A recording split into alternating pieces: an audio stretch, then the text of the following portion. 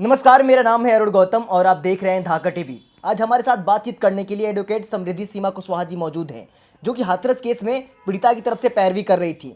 क्या लगता है मैम, आपने उतनी मेहनत की, उसके बाद भी संतोषजनक फैसला नहीं आ पाया? जो हमने मेहनत की, इसमें करीब 2.5 साल से जो मेहनत कर रहे थे, उस मेहनत को कोर्ट ने मेरे आर्गुमेंट के रूप में अपनी जजमेंट में लिखा ही नहीं। तो अगर जजमेंट में नहीं लिखा जो मैंने मेहनत की, जो मेरे आर्गुमेंट्स थे, तो वो कैसे हम उम्मीद कर सकते कि ये फैसला हमारे फेवर में आएगा। दूसरा, ये फैसला जो आया है इसको हम सही नहीं मान रहे हैं। ये फैसला सही नहीं, उस परिवार के साथ निर्णय नहीं हुआ, उस डिसीज पर्सन बेटी मनीषा के साथ न्याय नहीं हुआ। इसके लिए हम हाई कोर्ट अप्रोच करेंगे। क्या लगता है कहीं ना कहीं संविधान और मनुस्मृति के तहत फैसला हुआ है?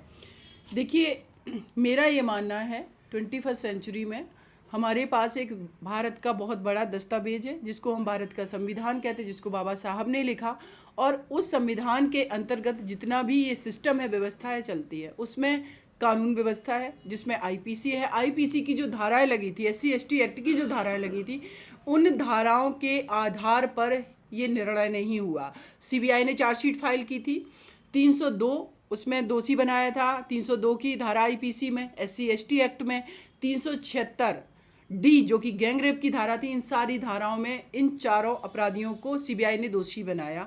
लेकिन कोर्ट ने इन धाराओं के आधार पर इस पूरे चार्जशीट में, इस पूरे जजमेंट में कहीं ऑब्जर्वेशन ही नहीं दिया। उन्होंने अपना एक नैरो माइंड अप्लाई करके जो भी जजमेंट दिया है, इस जजमेंट को मुझे नहीं लगता कि एक कोई बहुत ही इंटेलिजेंट माइंड से अप्लाई करके कॉन्स्टिट्यूशन के आधार पे और उसका सही से इंटरप्रिटेशन करके अगर निर्णय दिया जाता, तो डेफिनेटली ये निर्णय तो नहीं दिया जाता। वो निर्णय ऐसा आता जिसमें चारों का कन्विक्शन होता, गैंग रेप मर्डर में होता कन्विक्शन, जो नहीं हुआ, और जिसका जजमेंट हम सबके सामने है। और सबसे इम्पॉर्टेंट बात, हमने 2 तारीख को 2 फरवरी 2023 को आर्ग्यूमेंट किया, फैक्ट के साथ किया। पीड़िता का डाइंग डिक्लेरेशन था, उस डाइंग डिक्लेरेशन से सारे फैक्ट को कोरोबरेट करके किया।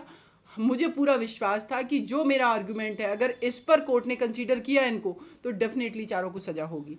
लेकिन कोर्ट ने किया ही नहीं है। इन्फ्लुएंस हुई है कोर्ट किसी से, क्या हुआ है, क्या मिली भगत थी, क्या कॉन्स्पिरेसी थी, तो मुझे नहीं पता। लेकिन हाँ, हमारे पास अभी CBI की चार्जशीट है, ये ऑर्डर सीट है कोर्ट की, और हमारे पास सारे फैक्ट हैं। इन सब को बेस बना करके हम हाई कोर्ट इलाहाबाद में अपील करेंगे इस जजमेंट के खिलाफ। तो कहीं ना कहीं आपको ऐसा लगता है कि फैसला एक तरफा दिया गया है? बिल्कुल, हम कह सकते हैं एक तरफा दिया गया है, क्योंकि इसमें एक को इन्होंने एक का कन्विक्शन किया है, तो फैसला एक तरफा है। 4 को आपने इक्वटल कर दिया। किस ग्राउंड पर किया? आपके पास कोई ग्राउंड नहीं है। पीड़िता का डाइंग डिक्लेरेशन है, डाइंग डिक्लेरेशन एक बहुत इंपॉर्टेंट एविडेंस माना जाता है, उसको आपने बेस नहीं बनाया, तो एक तरफा ही फैसला है ये। आगे की अब क्या रणनीति होगी? आगे की रणनीति, हमारी परिवार हमारे पास दिल्ली आएगा, उनके साथ बैठेंगे और उसके आधार पर वो जो भी कहेंगे हम फर्दर करेंगे। इस फैसले को हम चैलेंज करेंगे हाई कोर्ट इलाहाबाद में, और मुझे पूरी उम्मीद है कि हाई कोर्ट इलाहाबाद हम जो आर्ग्यूमेंट करेंगे उसको ऑर्डर सीट पर लाएगा, जैसा कि ये कोर्ट नहीं लाई।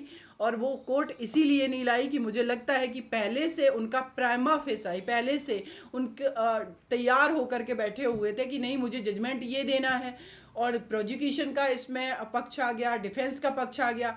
जब इसमें विक्टिम का पक्ष आया, तो वो इतना स्ट्रॉन्ग पक्ष था विक्टिम का, सारे फैक्ट के आधार पर कोरोबरेट करते हुए लॉ के ग्राउंड पर ये सारा इतना स्ट्रॉन्ग था कि चारों का कन्विक्शन होता। तो जो डिफेंस साइड से था या जो मोटिव था इन सब का, वो फुलफिल नहीं हो पाता। तो इसलिए फिर मेरे आर्गूमेंट ही ऑर्डर सीट पे नहीं लाए ये लोग, इसीलिए। तो डेफिनेटली इसको हम चैलेंज करेंगे।